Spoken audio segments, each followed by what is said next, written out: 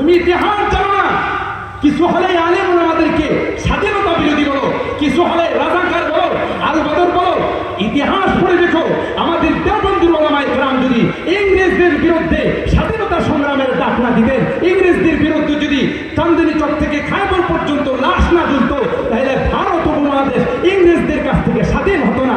ভারত স্বাধীন না হলে পাকিস্তান হতো না, পাকিস্তান না হলে পূর্ব পাকিস্তান হতো না, পূর্ব পাকিস্তান না হলে বাংলাদেশ হতো না। বোঝা গেল এই স্বাধীনতার পিছনে আমাদের দেওবন্দির ওলামায়ে কেরাম হবে।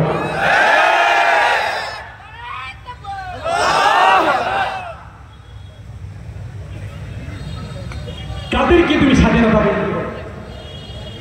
কাদেরকে স্বাধীনতা বিরোধী বলো? ইংরেজ খেদাও আন্দোলনের মধ্যে রেশমি রুমাল আন্দোলন সহ যুদ্ধ আন্দোলন, সব আন্দোলনের পিছনে আমাদের ওলামায়ে দেওবন্দের অবদান। যাই হোক, বলে যে এখানে মাদ্রাসা করে, এখান থেকে যে সৈনিক তৈরি হবে, মধ্যে মুজাহিদ তৈরি হবে, এরা ইংরেজদের বিরুদ্ধে তলোয়ার ধরবে। কথা বলেন ঠিক না? আমাদের ওলামায়ে দেওবন্দ যদি ইংরেজের বিরুদ্ধে স্বাধীনতার সংগ্রাম না করতেন, আজও পর্যন্ত ইংরেজ বেনিয়াদের